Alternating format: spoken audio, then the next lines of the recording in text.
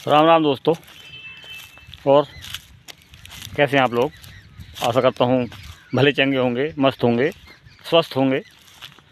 ऐसा मेरा मानना है, क्योंकि मैं स्वस्थ हूँ, मैं भला चंगा हूँ, तो मैं दूसरों को भी समझता हूँ, दूसरे भी।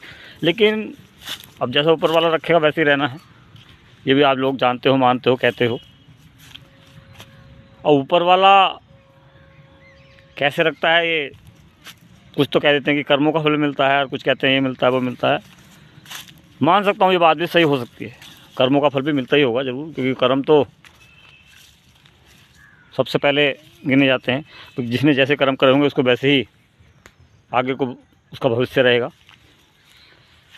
लेकिन कभी कभी मुझे ऐसा लगता है कि यार कर्म तो बहाना है लोगों का कहने का, कर्म से शायद कुछ खास फर्क नहीं पड़ता। हमारे प्रारब्ध, हमारे खान पान से फ़र्क पड़ता है। जो हम कष्ट झेलते हैं, परेशानियाँ झेलते हैं इस दुनिया में, बीमारियां हमारे शरीर को पकड़ लेती हैं, तो ये कर्मों का बहुत ज़्यादा लेखा जोखा नहीं है, ये हमारे खान पान का लेखा जोखा है। अब उसे आप कर्म कह सकते हो कि आपने गलत खाया, गलत खान पान किया, गलत कर्म करिए। फ्री का खाया, शादी ब्याह में लपेट लपेट के खाया, तो आप जानते हो शादी ब्याह का खाना कैसे तेल से बनता है, कैसे मसाले उसमें लगते हैं, और कैसे उसमें और भी चीज़ें, किस तरह से उसको हाइजीनिक तरीके से बनाया जाता है। बहुत ज़्यादा साफ़ सफाई का ध्यान रखा जाता है खाते ऐसे ऐसे भोजन बनाने में, कि बर्तन भी शायद जैसे खाली होते हैं वैसे ही जमा कर दिए जाते हैं वहाँ भंडार में। उसके बाद वो धुलें ना धुलें वो बात का मैटर है। हालांकि कोशिश करते हैं लोग धोने की। कुल मिला के आप बेहतर जानते हो सारी चीज़ों को, का आपके पास नॉलेज है, जानकारी है। अब आप बीमार हो गए हैं तो गलती आपकी नहीं है, गलती भगवान की है नहीं? ऐसा ही है ना भाई, भगवान ने तो बीमार कर दिया हमें, भगवान को ऐसा ही मंजूर था, ऐसा कहते हैं कहने वाले, और सच्चाई भी यही है नहीं? गलत थोड़ी बोल रहा हूँ, सच भी यही है दोस्तों, कि भगवान ही बीमार करता है, भगवान ही अच्छा करता है। अगर ऐसा होता दोस्त, तो भगवान के लिए तो कोई भी अच्छा नहीं है, हकीकत बताऊँ तो, क्योंकि अच्छा कर्म तो आज तक किसी ने किया ही नहीं। 100 में 1% बंदा ऐसा है जो अच्छा कर्म कर रहा है। हालांकि कह सब रहे हैं कि हाँ मैं अच्छा हूँ, मैंने बहुत अच्छे काम करे हैं, मैंने दूसरों का भला किया है। अंदर से खाने से वो भी जानता है बेहतर, भगवान तो खैर सबको जानता है, लेकिन वो खुद भी जानता है कि इस पे जुबान पे कुछ और है और माइंड में उसके कुछ और था। तो दोस्तों नालायकी छोड़ दो, इतने बड़े नालायक मत बनो कि मुँह में राम बगल में छुरी वाली बात आपके ऊपर लागू हो जाए। आपने कभी किसी का भला चाहा ही नहीं, आपने हमेशा अपना भला चाहा है। वो अलग बात है कि उसको लाग लपेट करके जैसे तैसे करके कन्वेंस करके ये जता दिया कि यार हम तुम्हारा भला चाहते थे, भला चाहते हैं। चाहे आपने उसकी टांग मतलब जड़ काट दी हो, वो एक अलग मैटर है। क्योंकि ऐसे लोग ही दुनिया में कामयाब होते दिखाई दे रहे हैं लोगों को, जो मुंह पे कुछ रखते हैं, ज़बान में कुछ रखते हैं, और अंदर मन में, दिमाग में वो कुछ और रहता है उनके। तो ऐसे लोगों को पहचानो कि जो लोग भी ऐसी बातें करते हैं, चिकनी चुपड़ी बातें कर करके हम लोगों को फंसाते हैं, तो ऐसे लोगों से बचो। ऐसे लोग हमारे सगे नहीं हैं, वो अपने भी सगे नहीं हैं। सच्चाई तो ये है, वो केवल और केवल बस अपने दिमाग के, उस सातिर दिमाग के गुलाम हैं। और वो दिमाग कभी कभी ऐसा फंसाता है कि सर नीचे और पैर ऊपर हो जाते हैं। चलिए ये तो समाज की बात रही। मैं बात कर रहा था कि बीमार होने के कारण क्या है। बीमार होने के कारण बस दोस्तों भगवान नहीं है, भगवान किसी को बीमार नहीं करना चाहते। भगवान ने तो किसी को बीमार करने की सोची भी नहीं होगी। हमने नेचर को ख़राब किया है। नेचर ने भी कोशिश ज़्यादा से ज़्यादा हम लोगों की सेवा करने की, लेकिन हम नहीं चाहते कि नेचर इतना अच्छा बने। हम नेचर को बिगाड़ना चाहते हैं, ख़राब करना चाहते हैं। ये एक हमारी फितरत है, एक हमारी एक बहुत घटिया सोच है। लेकिन सो हम कुछ और करते हैं, सो हम करते हैं कि यार हम नेचर प्रेमी हैं और हम कुत्ता प्रेमी हैं, खाली कुत्ते को काट के भी खा जाएंगे, कुत्ता प्रेमी भी हैं। तो ये सारे गंदे जितने भी काम हुए ना, ये सब इंसान के द्वारा हुए हैं। और 1% भी बड़ी मुश्किल से बचते हैं ऐसे लोग जो बाकी में सच्चे दिल से काम करते हैं, नेचर के लिए, भगवान के लिए, लोगों के लिए, अपने लिए। और मैं बता रहा हूँ, जो दूसरों का नुकसान करने में लगे हुए ना, वो साले अपना भी नुकसान कर रहे हैं, अपने भी जला रहे हैं, अपने भी काट रहे हैं। ये ध्यान रखना इस बात। समय ज़रूर आपको जवाब देगा, अभी फिलहाल अगर जवाब नहीं मिल रहा कोई दिक्कत नहीं, लेकिन समय पे आपको जवाब ऐसा मिलेगा कि आप सोच भी नहीं पाओगे कि यार ऐसा मेरे साथ क्यों हो गया। पता आपको रहेगा कि यार हाँ मैंने ऐसा गलत करा था, लेकिन वो बता नहीं पाओगे किसी से। चलिए मैं फिर बता रहा हूँ कि ये तो सब सामाजिक बातें हैं। हमें करना केवल इतना है कि अगर अपने आप को स्वस्थ रखना है तो अपने दिमाग को थोड़ा सा स्वस्थ करना पड़ेगा, अपने दिमाग को थोड़ा सा चलाना पड़ेगा। इस दिमाग को उसी चक्र में नहीं घुमाना है जो चक्र हमने ऐसे करके घुमा रखा है। गए दुकान से सामान लिया, घर आ गए, ये सब थोड़ा सा बदलना पड़ेगा। दुकान से थोड़ा सा दूरी बनानी पड़ेगी उस दुकान से जिस दुकान पे नकली सामान बिक रहा है, उस दुकान से जिस दुकान पे मिलावटी सामान बिक रहा है, उस दुकान को भी बदलना है जिस दुकान पे बस समझ रहे हो आप लोग बिल्कुल नकली भी बिक रहा है और मीठी मीठी बातें करके आपको सामान भेड़ा जा रहा है। आप कह भी रहे हो यार अच्छा देना, बढ़िया देना, इससे बढ़िया कोई से नहीं आता सर, ये लीजिए।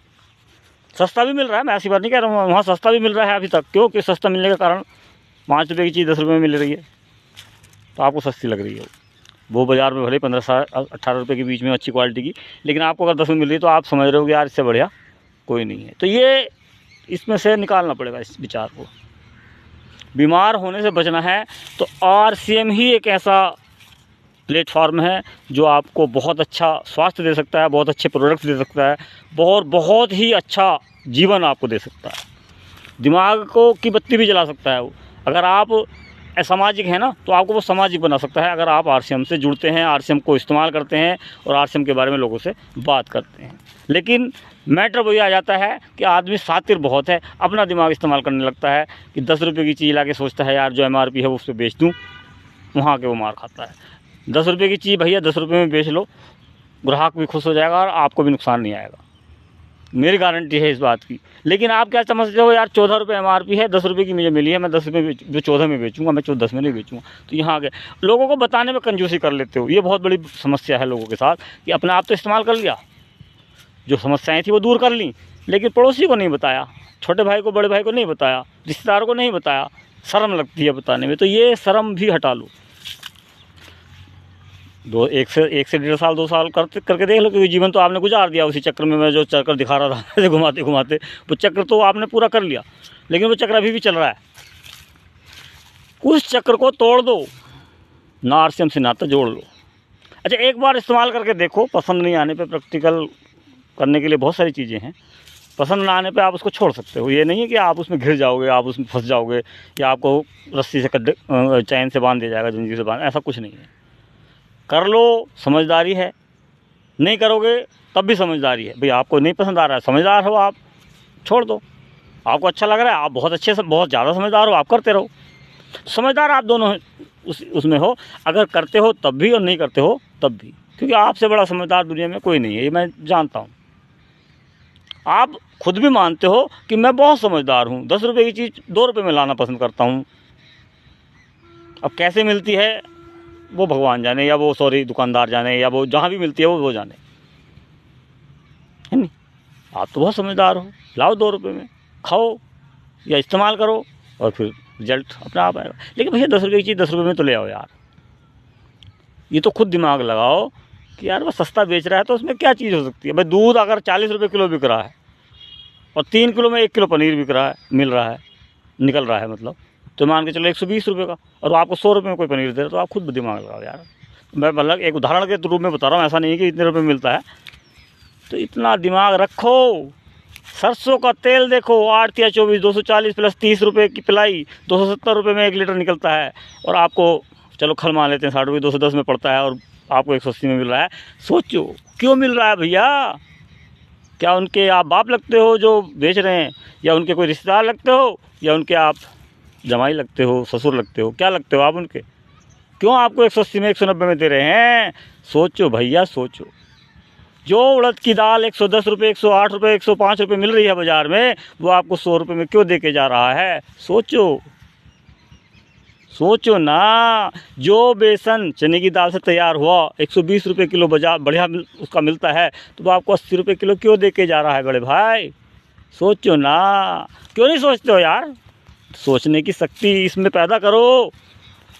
अगर इसमें सब शक्ति पैदा कर ली ना सोचने की, तो बहुत बहुत दूर तक जाओगे, बच जाओगे फालतू के खर्चों से। ये जो हॉस्पिटल में जाके साहब ये हो गया डॉक्टर साहब, अच्छा हो गया मुझे, अच्छा हो गया, ऐसा करना भूल जाओगे। सही बता रहा हूँ मैं। लेकिन आप समझोगे कब? जब आपकी पब्बारा हो जाएगी, है नहीं, गाजियाबाद पहुँच जाएगी फटके, तब पहुँचो समझोगे, है नहीं। समझ में तो आ जाएगा, फिर आ जाएगा जब 5 लाख 2 लाख 4 लाख 1 लाख 1.5 लाख 50,000 जो रुपये डॉक्टर मांगेगा, तब आसानी से समझ में आ जाएगा कि यार काश ऐसा मैं कर लेता। अबे पहले कर लो ना, उससे पहले करके अगर ऐसा कर लोगे तो वो आपके बहुत सारे बच जाएंगे। 100 रुपये की चीज़ 100 रुपये में ख़रीदो दिमाग लगा के। यार क्यों खरीद रहे हो उसे 90 रुपये में, क्यों खरीद रहे हो 80 रुपये में? बहुत बड़े करोड़पति बन जाओगे क्या? अबे रोड़पति बन जाओगे अगर उसको इस्तेमाल करोगे तो। ये भी तो सोचो। काला तेल खा रहे हो तुम लोग बाज़ार के सस्ते तेल लाके, काला तेल जिसे बोलते हैं मोबिल ऑयल, लेकिन नहीं आएगी समझ में। यार सस्ता दे रहा भाई, सस्ता खाऊंगा, ले खा सस्ता, मर साले खा के सस्ता।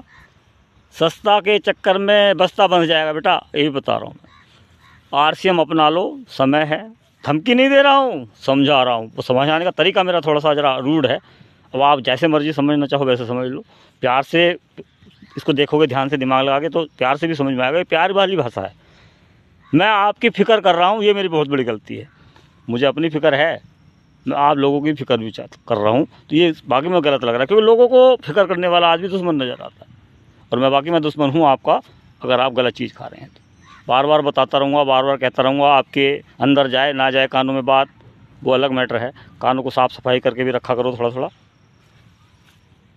लेकिन फंसोगे जो उसी जाल में, जो जाल लगातार चल रहा है, घूम रहा है, अब ऐसे करके उल्टा घूम रहा है वो।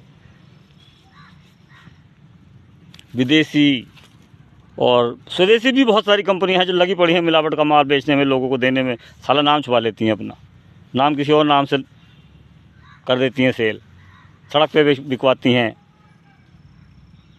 अभी बात चल रही थी मल्टीग्रेन आटे की। दोस्त, वो जो मल्टीग्रेन आटा 100 रुपये किलो आप ला रहे हो ना चक्कियों से, वो हमारे यहाँ 75-70 रुपये, 75-78 रुपये किलो पड़ता है, और उससे ज़्यादा अच्छा उसमें आता है मल्टीग्रेन आटा। बताई है मैंने पिछले वीडियो में एक बार। लेकिन ध्यान तो नचनियों की वीडियो देखने में और फचनियों की वीडियो देखने में, या फचाफच वीडियो देखने में आता है ना, उस पर दिमाग लगाओ। मरो, मारो, औलाद को भी मारो, अपनी परिवार को भी मारो, मत करो किसी से प्यार। प्यार तो तभी है जब 100 का माल 2 में मिल रहा है, वो प्यार है।